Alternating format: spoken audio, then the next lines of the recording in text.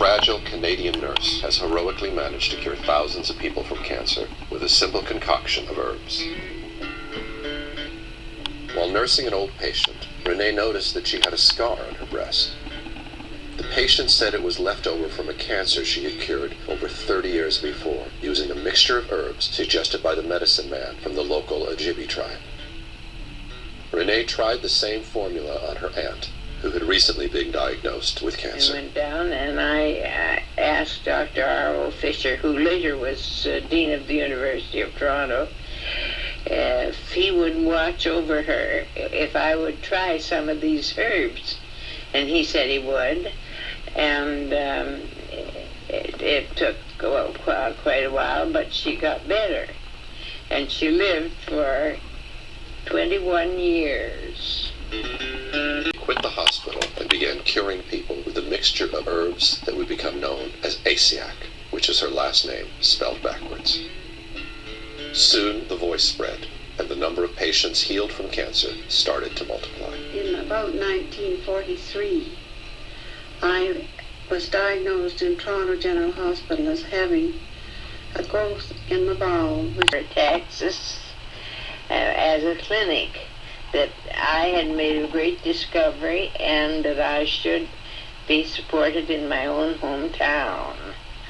So they set up the clinic where I treated for 8.5 years.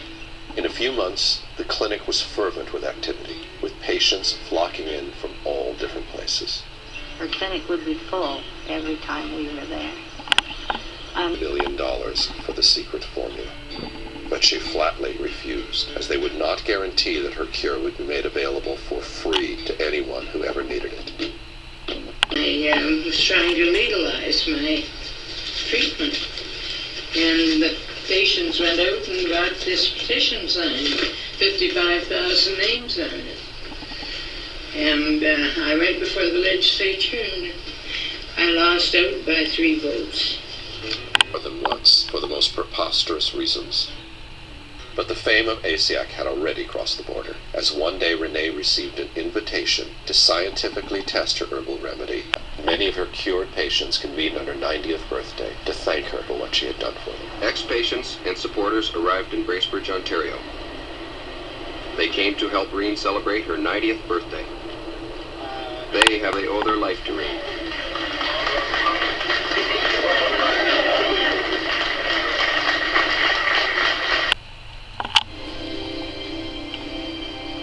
Very similar to Renee's story is the one of Harry Hoxsey, a Texas businessman whose father had passed on to him an herbal formula that would reveal highly effective against cancer. Unlike Renee, however, Hoxsey was very wealthy and was a natural-born fighter who feared no one. This set the premise for one of the most prolonged and virulent fights between an American citizen and the medical authorities in the history of the United States. The trouble began with what seemed like good news. And we now have in our files and our records many, many thousands of case histories and records, pathological proof, X-ray photographic studies that we do positively cure cancer, both internal and external. I give you names, times, dates, names of doctors, names of institutions. The doctors labeled Hoxsey the worst cancer quack of the century. Experiences repeatedly turned skeptics into believers.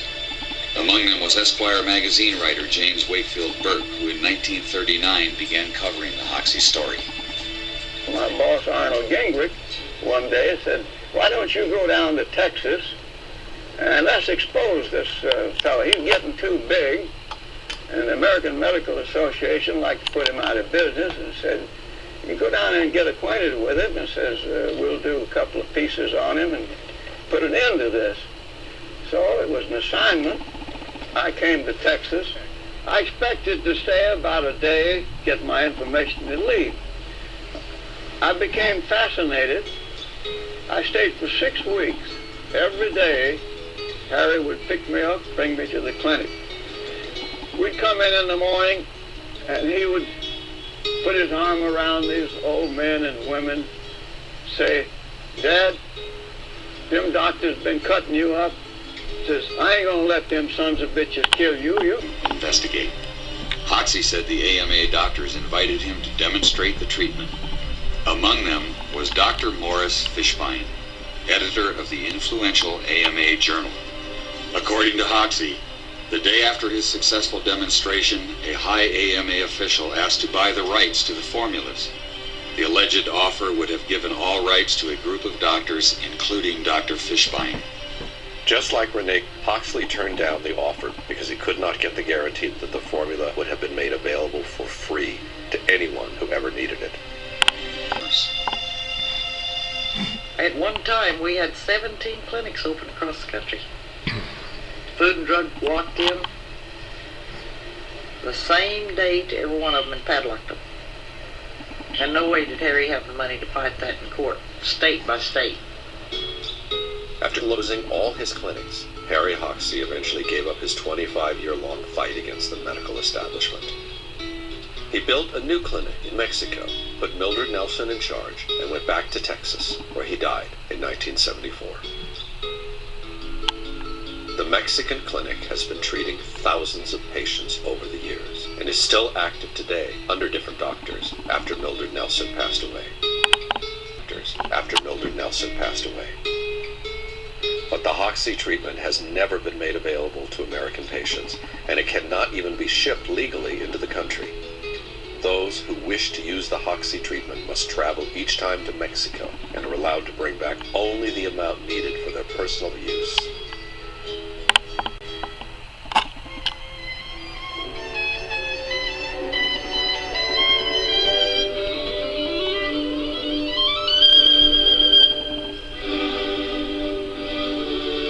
The diets, the health food principles, and the nutritional concepts that we shared today have a single father, Maximilian Gerson. Dr. Gerson was the first to ever suggest that good health depends primarily on a healthy nutrition. Born in Germany in 18... relieved, but his skin tuberculosis also disappeared. The astounding news spread like wildfire. In April 1924, famous lung specialist Dr. Ferdinand Sauerbruch offered to do a clinical trial with 450 incurable skin tuberculosis patients. At the commencement of the study, Sauerbruch said to Gerson privately that if even one patient showed improvement, out of 450 patients recovered, over 99%. Dr. Gerson and his wife Gretchen had 3 daughters, Joanna, Gertrude, and the youngest Charlotte. Of all the children, Charlotte took a special interest in her father's work. By the late 1920s, Dr. Gerson's fame had spread throughout Europe, especially after he cured Dr. Albert Schweitzer's wife, Helena, of pulmonary tuberculosis, and Schweitzer's daughter's skin disease. When Dr. Schweitzer was section of the body through a series of intestinal washes based on organic coffee and a strict diet of raw vegetables and fruits grown in an optimal terrain. Meat is absolutely to be avoided, as explained by Charlotte, Dr. Gerson's 82-year-old daughter. Because meat in the body, in the digestive process, causes acidity, phosphoric acid. And in this kind of acidity, the body isn't able to function. The body has to maintain homeostasis. It has to maintain a very exact level of alkalinity versus acidity. Once detoxified, the human body confirms being a wonderful machine, capable of healing itself from any given disease.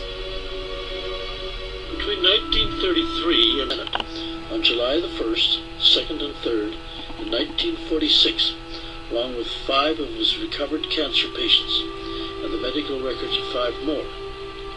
So stunning was this testimony that on the evening of July the 3rd, 1946, renowned ABC News correspondent Raymond Graham Swing declared on his radio broadcast to the entire United States that for the first time in history there had been discovered the cure for cancer. The cure for cancer. The public response was overwhelming, staggering, lighting up the switchboards at ABC non-stop, out of control, unbelievable. But what happened next was even more so. 2 weeks later, Raymond Graham Swing was fired from his position at ABC that he had held for over. Yet Gerson found no major publisher willing to release the book in the United States. At that point, he was totally and forever banned. And so opposed to the Gerson therapy? I think all the medical associations were opposed to the Gerson therapy.